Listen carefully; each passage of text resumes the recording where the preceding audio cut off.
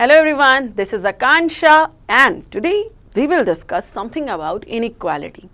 जब भी मैं कभी आपको इनइक्वालिटी के सवाल देती हूँ तो मैं एक वर्ड यूज़ करती हूँ dominating sign and you people generally ask me ma'am कैसे हाउ टू डिटरमाइन कि इन सारी चीज़ों में कौन सा डोमिनेटिंग साइन हो रहा है. So let me explain you that.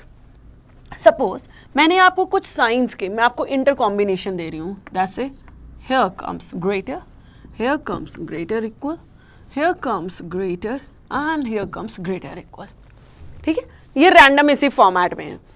जब भी कभी मेरे पास ग्रेटर इक्वल, ग्रेटर और ग्रेटर इक्वल या in a very simple language जब भी कभी मेरे पास ग्रेटर और ग्रेटर इक्वल का कॉम्बिनेशन बनेगा, in such scenario greater is counted as a dominating sign. Dominating sign in the sense अब यहाँ पे आप इनकी जगह पे कुछ एलिमेंट्स प्लेस कर दीजिए. A B C D E आपने कुछ एलिमेंट्स प्लेस कर दिए. अगर मैं आपसे रिलेशन पूछूं what is the exact relation between A and E, so the answer is A is greater than E. क्यों? बिकॉज जब आप इनको कंबाइन करोगे तो ग्रेटर डोमिनेटिंग कैरेक्टर का बन के आता है. ठीक है, ये मैं आपको एक्सप्लेन किस लिए कर रही हूं, just because so that you can easily simplify coded inequality without decoding those given signs. उन साइंस को डिकोड किए बिना, उन पर्टिकुलर सिंबल्स को इतना लिखे बिना आप सिंप्लीफाई कर ले जाइए. Okay, and you guys have asked me the same thing in the live session. Okay, so now okay, now let me give another example. In this combination this one is termed as the dominating sign. Okay, now let me combine the next one, smaller and then with the greater, or greater is small and then again with the smaller. So right now अगर इस combination कोई भी ऐसा random combination होगा और इस combination में आप मुझसे पूछो कि dominating sign कौन सा है, in this combination also this is the dominating sign, that is the smaller one.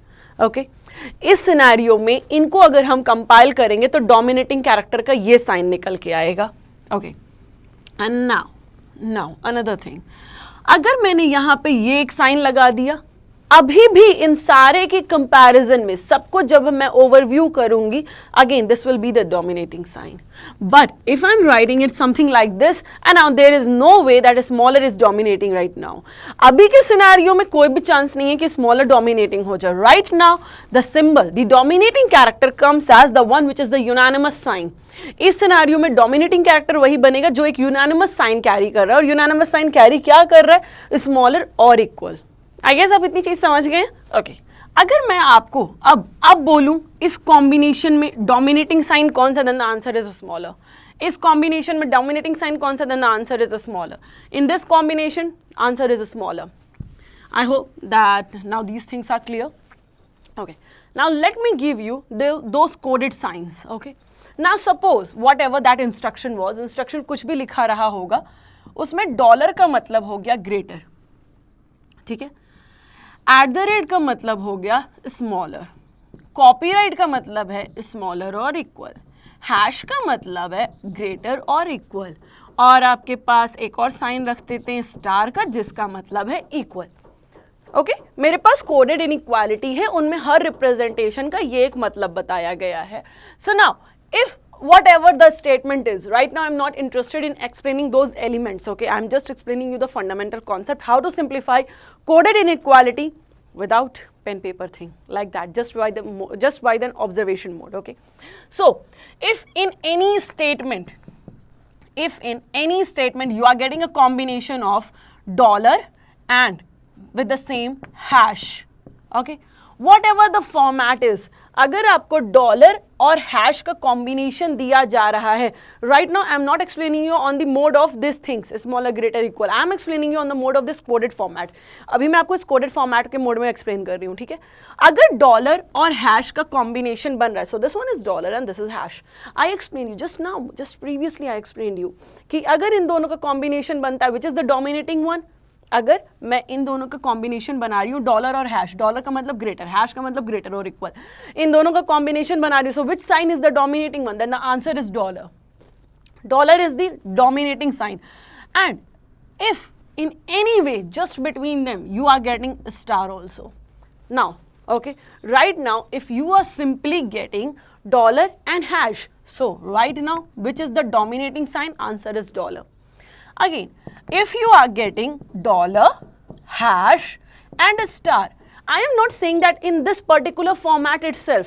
मेरा ये कहना बिल्कुल भी नहीं है कि आपको बस इसी फॉर्मेट में चाहिए कि सबसे पहले डॉलर ही लिखा रहे, सबसे पहले आपका ये हैश ही लिखा रहे, कोई भी इंटरचेंजिंग इनकी मौजूद हो, what ever that interchanging is.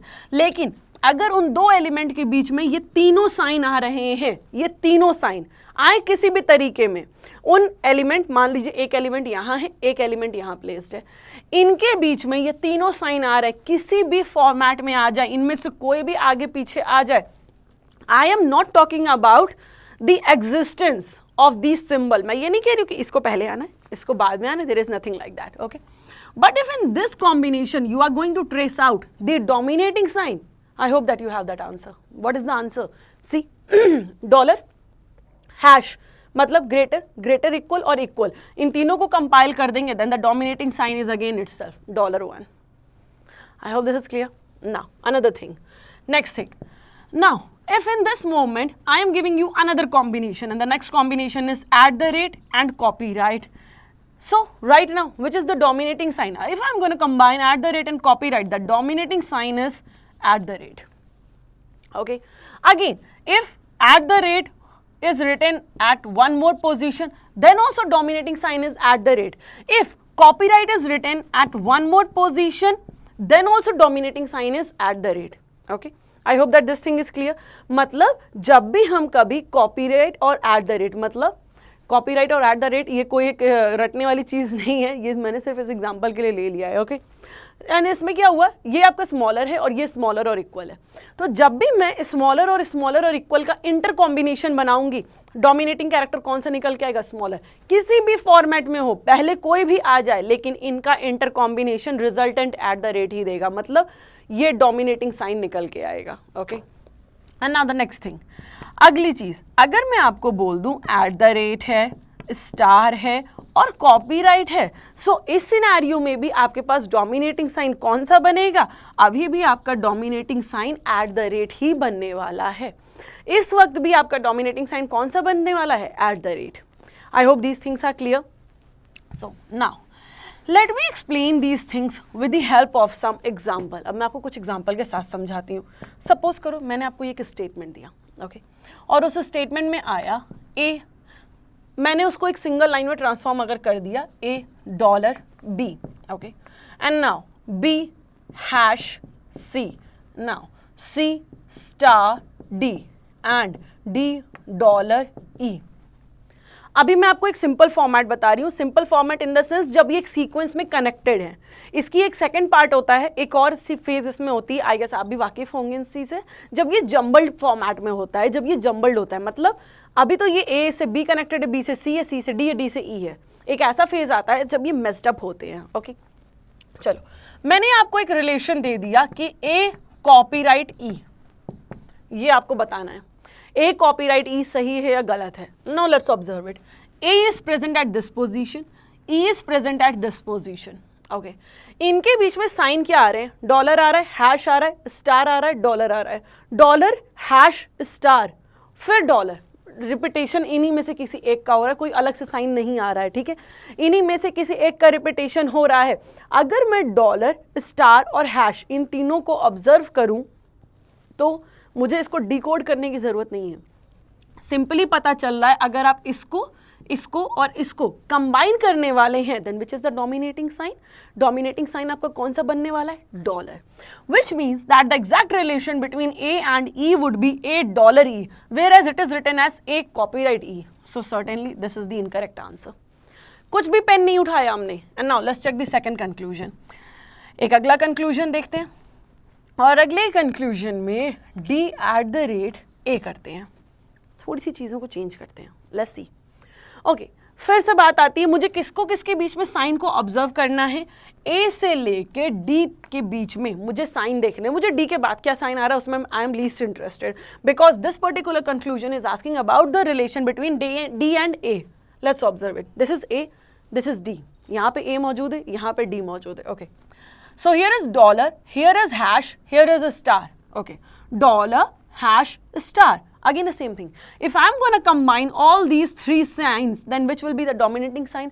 अगर मैं डॉलर, हैश और स्टार इन तीनों को कंबाइन कर दूंगी तो डोमिनेटिंग साइन कौन सा आने वाला है मेरा? Dollar is the dominating sign. Dominating sign कौन सा हो गया आपके पास? डॉलर. अगर डॉलर डोमिनेटिंग साइन बन रहा है लेकिन किससे के किसके बीच में बन रहा है, then the answer comes as a dollar D. मतलब A is greater than D. हालांकि अभी डिकोड मत करिए, बिल्कुल मत डिकोड करिए, आप बस इतनी चीज़ों को समझना. What would be the exact relation between A and D? And the exact relation between A and D is A dollar D. This thing is clear. Why the answer is A dollar D? क्योंकि जब हम greater, greater equal और equal को combine करेंगे, so this is the dominating sign, that is greater. And what is the representation of greater? Which is the dollar. So ultimately in this format dollar comes as the dominating sign. So ultimately इस format में क्या हो रहा है? Dollar dominating बन रहा है क्योंकि इनमें ग्रेटर डोमिनेटिंग हो रहा है. ओके, बट ये रिलेशन किससे निकला? A से D के नजरिए पे, लेकिन कंक्लूजन किस में पूछ रहा है? रिवर्स करके, D से A के नजरिए में. ओके, अब एक बात आपको एक सिंपल सी चीज और समझिएगा. यहाँ पे साइन एकदम अपोजिट होते हैं, जैसे डॉलर और एट द रेट, ये जस्ट अपोजिट साइंस होते हैं. अपोजिट साइन कहने का मतलब अगर मैं A डॉलर B लिख रही हूँ पहली चीज, और दूसरी चीज मैंने लिखी है B at the rate A, आपको क्या लग रहा है? Do you feel that there is a difference between these two conclusion? Do you feel like that there is a difference between these two opinion? क्या आपको लग रहा है इन दोनों ओपिनियन में अंतर है? शायद अभी दिमाग नहीं काम कर रहा होगा. एक काम करते हैं, अभी एकदम बच्चे की तरह छोटा छोटा चीज़ों को कलेक्ट करते चलते हैं. चलिए डिकोड कर लेते हैं. आई एम सपोजिंग कि मुझे इनइक्वालिटी के बारे में कुछ नहीं आता. ओके, मैं आपको इस नज़रिए से समझा रही हूँ कि आपको इनइक्वालिटी कुछ भी नहीं आती है. और जब आपको इनइक्वालिटी कुछ भी नहीं आती है तो मैं अगर आपको सीधे शॉर्ट ट्रिक बताऊंगी तो थोड़ा सा कॉम्प्लिकेटेड हो जाएगा. तो चलते हैं, एक काम करते हैं, जरा एक एक चीज़ को सिंप्लीफाई करते हैं. सो A dollar B, A dollar B, अगर मुझे इसको सिंबॉलिक सिंबल्स को डिकोड करना पड़ेगा, then I am getting a resultant as A is greater than B. Okay, fine. I agree on that note that A is greater than B. I am confident. Okay, now again, from the context of B, from the point of B, अगर मैं B के opinion या B के नजरिए से relation देखना चाहूँ, B at the rate means smaller than A. And guys, do check that. Is there any difference between these two conclusion? क्या इन दोनों conclusion में कोई अंतर है? Observe it. क्या इन दोनों निष्कर्षों में, इन दो के दोनों कंक्लूजन में कोई भी अंतर आ रहा है? And the answer is no, there is no such difference. कोई भी अंतर नहीं है. क्यों? क्योंकि ये क्या कह रहा है? पहला, ए ग्रेटर है बी से. Okay fine. दूसरा क्या कह रहा है? बी स्मॉलर है ए से. Certainly I am saying that A greater है बी से. सो अगर कोडिंग की भाषा में देखो तो साइन तो अलग है, लेकिन खाली साइन नहीं, एलिमेंट्स की पोजीशनिंग भी इंटरचेंज हो गई है. विच मीन्स कि डॉलर और एट द रेट एक दूसरे के जस्ट अपोजिट बातें होती हैं. तो अगर आप एलिमेंट को बदल दे रहे हैं और इसके बीच में इसका जस्ट अपोजिट साइन प्लेस कर रहे हैं, तो उन दोनों बातों में कोई भी फर्क नहीं होता है. There is no difference between these two conclusion. I guess आपने एक चीज और फिर समझ लिया होगा. अगर यहाँ पे ये दोनों अपोजिट है, so you are getting one more opposite pair. I hope that you can see that. And which is this one. These are the opposite pair. And as per result according to this representation, फिर इस representation के हिसाब से copyright and hash they are the opposite pair. इस representation के हिसाब से copyright और हैश ये अपोजिट पेयर में काउंट हो जाते हैं. Okay, so I hope I can rub this thing now. And let's come back again to this conclusion and let's draw the opinion whether the conclusion is true or false. Let's see that. D at the rate A, और हमने क्या relation निकाला था? A से D के point of view पे A dollar D. ठीक है, A डॉलर D. तो अगर D के नजरिए से पढ़ना है तो डॉलर का अपोजिट एट द रेट, मतलब D at the rate A होना चाहिए. Definitely this is the correct conclusion. No need to decode or no need to write each and everything. I can clearly say that this is the correct conclusion. I hope आपको इतनी चीज़ें समझ में आई हैं. मैं अभी आपको स्टेटमेंट का कॉम्प्लिकेटेड लेवल नहीं दे रही हूँ. मैं चाहती हूँ कि आप बिना पेन पेपर के ये कोडेड इनइक्वालिटी सिंप्लीफाई करना सीख लीजिए. पहली चीज़, एज आई ऑलवेज प्रेफर, सबसे पहली चीज़ होती है कॉन्सेप्ट को समझना और उससे एकदम कॉन्फिडेंट हो जाना. फिर दूसरी चीज़ आती है सवालों के साथ एक्सपेरिमेंट करना, go to the extreme level. Okay, फिर ये सेकेंड फेज होता है जब हम सवालों के साथ एक्सपेरिमेंटल होते हैं. Then there is the third phase and third phase is this, जब हम समय को चैलेंज करते हैं, जब हम टाइम को बीट करना चाहते हैं, स्पीड, है ना। ये तीसरी, एक एक हम स्टेप पे आगे चलते जाएंगे। I hope this is clear. So अगर मुझे ये स्टेटमेंट देके ये कंक्लूजन दिया गया, so clearly I can say only conclusion second is true. Okay, and now let me give you another example. अब मैं आपको एक दूसरा एग्जांपल देने वाली हूँ, चलिए देखते हैं आप आंसर क्या निकालते हैं। In this one I am gonna say that A copyright B and then B @C copyright D and then D #E। Okay, थोड़ा सा स्टेटमेंट और बड़ा कर सकते हैं हम लोग, चलिए एक एक्सपेरिमेंट करते हैं। Let's see that E * F। Okay, now there are multiple signs, okay, and now the first conclusion says A copyright C, the second one says D $A, okay. But by the way, let's write at this position, let's trace out the exact status of these two conclusion itself, तब हम आगे और conclusion को देखते हैं। The first one is asking the exact relation between A and C, and in my given statement format also A is connected with C, मतलब ये एक सीक्वेंस में ही है, मुझे यहाँ पे अपोजिट सोचने की जरूरत नहीं, रिवर्स करने की जरूरत नहीं है। A से B कनेक्टेड है, B से C कनेक्टेड है। Okay, what is the relation? Copyright और @ कॉपीराइट और @ और जब मैं इन दोनों को कंबाइन करूंगी तो मेरे पास डोमिनेटिंग साइन क्या आएगा? @ मतलब यहाँ पे A से C के बीच में रिलेशन @ साइन दिखना चाहिए, लेकिन दिख रहा है copyright. Straight away first is the incorrect one. Okay, देखो A से लेकर C तक कॉपीराइट और @ कॉपीराइट और @ को अगर मैं कंबाइन करूंगी तो @ मतलब स्मॉलर डोमिनेटिंग कैरेक्टर का होना चाहिए ना, लेकिन यहाँ पे दूसरा साइन दिया है, so this is incorrect one. Let's check the second one, and the second one is asking the relation from D to A, but मुझे स्टेटमेंट में रिलेशन D से A नहीं, स्टेटमेंट ने रिलेशन दे के रखा है A से D की तरफ। स्टेटमेंट ने किसके बीच में दे के रखा है? A से D की तरफ। चलो जरा ऑब्जर्व करते हैं, copyright @ copyright, copyright @ copyright, which means what would be the resultant dominating sign, and the dominating sign is @ dominating sign इन दोनों के कॉम्बिनेशन में क्या आएगा? @ आएगा।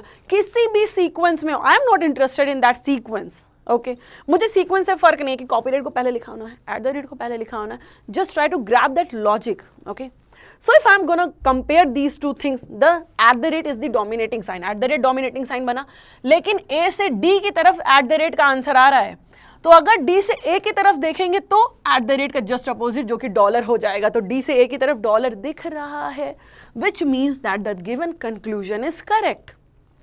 ओके, आई होप आपने देखा यहाँ पे मैंने एक बार भी इसको पेन से डिकोड नहीं किया है।